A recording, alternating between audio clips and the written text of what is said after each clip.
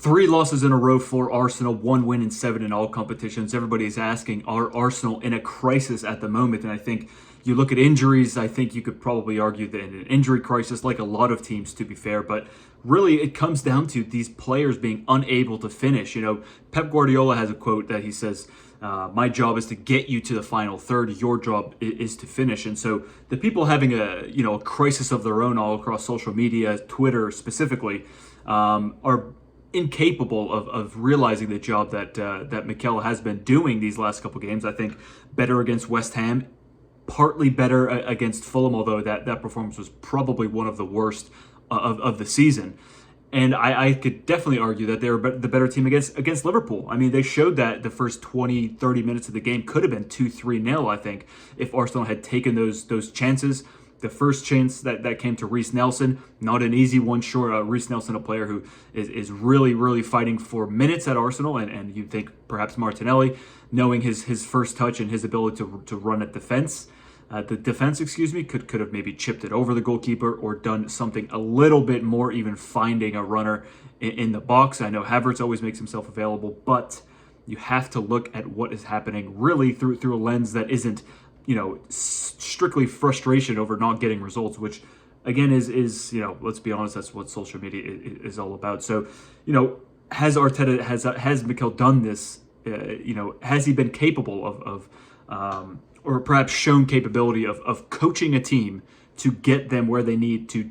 It's like you could lead a horse to water, right, as they say, but you cannot make it drink. And you look at the chances wasted yesterday. Havertz, multiple chances wasted. The way he almost nonchalantly attacks the ball sometimes. He took a touch the other day for a missed pass from one of the Liverpool defenders. He's essentially through on goal. Anybody, you look at any top player, they would have hit that ball as hard as they can to at least try to challenge Alisson. And I don't remember Alisson really having any big saves against Arsenal today. And that, I think, is what is most disappointing when you look at the positions that they're in. And if you had a absolute killer striker or a forward in general, we would have seen multiple goals yesterday, and I think that game would have been done and dusted before halftime.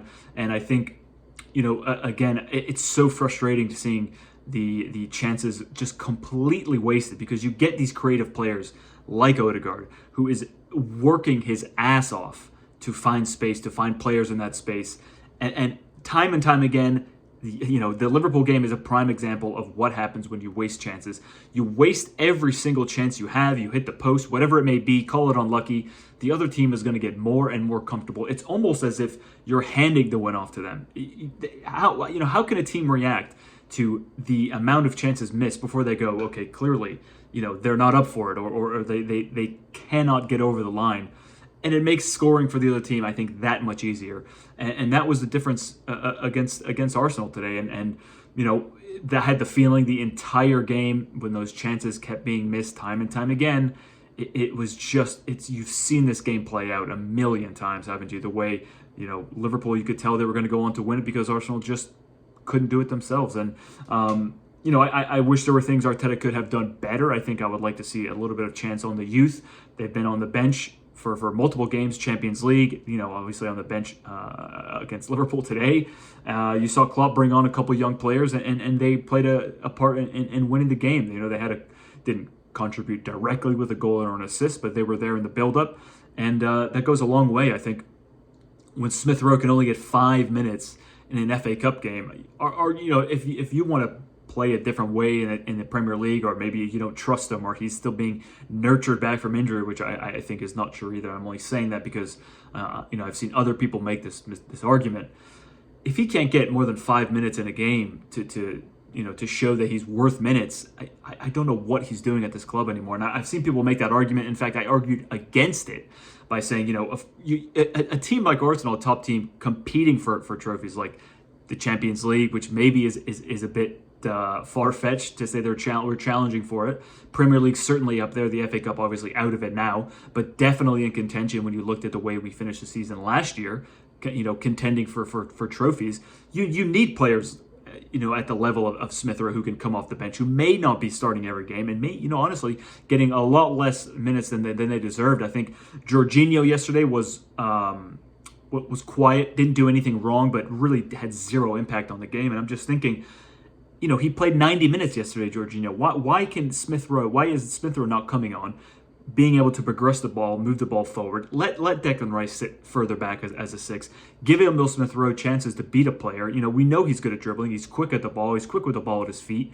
And you give him 5 minutes, he's not able to make an impact on the game. And I am desperate to see Smith Rowe get more minutes. I know a lot of people are, and it's just, this is my criticism. I think, again, like I said at the beginning of the video, Mikel did plenty. He did his job for Arsenal to win. I think tactically he beat Klopp yesterday. It just came down to the players not finishing. Saka had a very, very poor game yesterday. 3, 4, 5 games now from Saka where he's not been himself. And it's okay to criticize players like that. Martinelli was clearly dropped. I don't know if Saka has, I think I would put him above Martinelli in terms of impact and just player overall. So perhaps that's why you don't want to drop him. But this kid has to be burnt out by now. He's had no one to cover for his position for almost 3 years. There's not a player there who can cover for him. It's just been Saka 90 minutes almost every single game and across multiple competitions.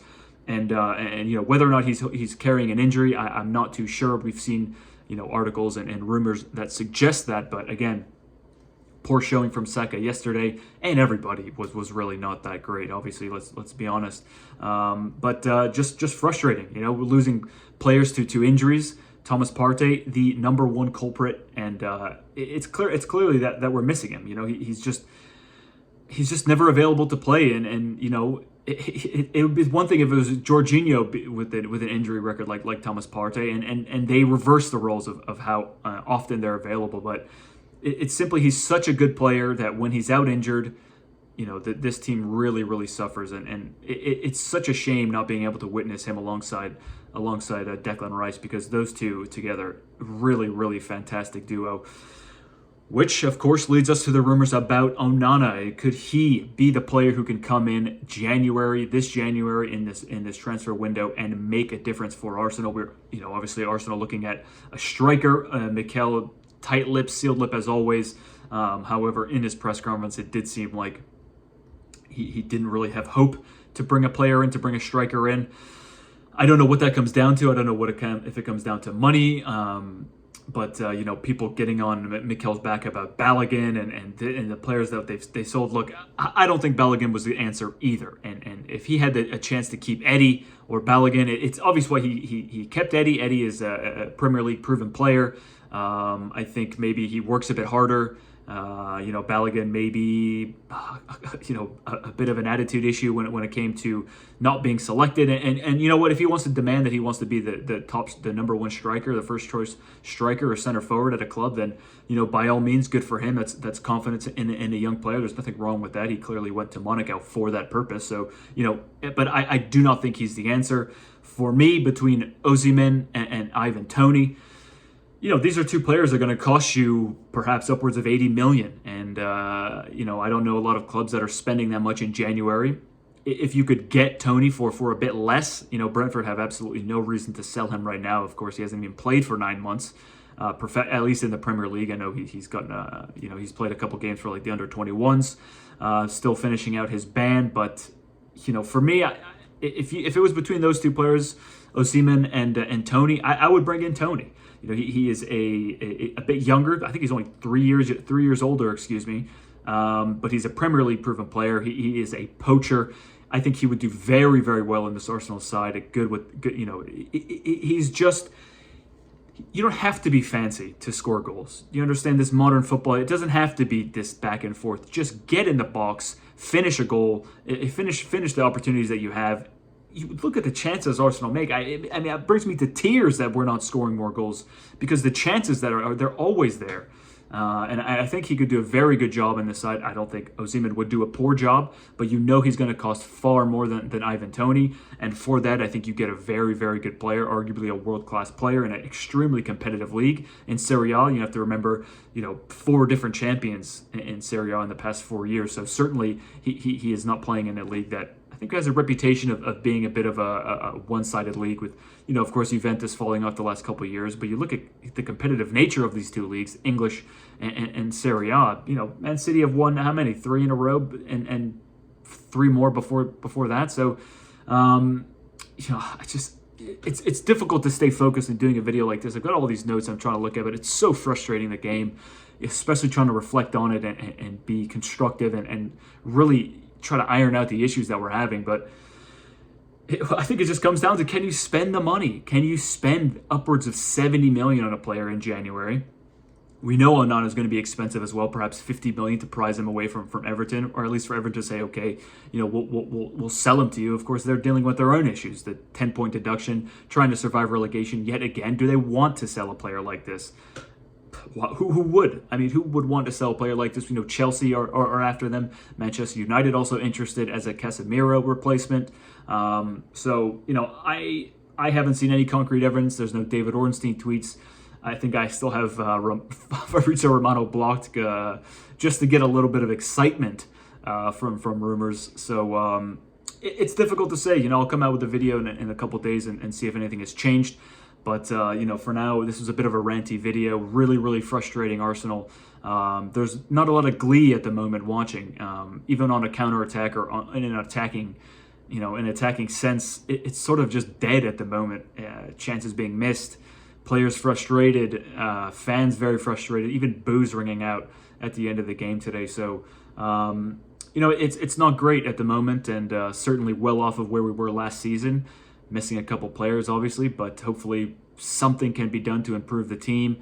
Hopefully Thomas Partey can come back soon. Hopefully Timber can come back soon as well. We know Zinchenko and Gabriel Jesus are also injured. So, look, there's a light at the end of the tunnel, but that tunnel does seem pretty far away at the moment. So, guys, I just want to say thanks very much for watching. If you made it this far, I do really appreciate it, and I will see you when I see you.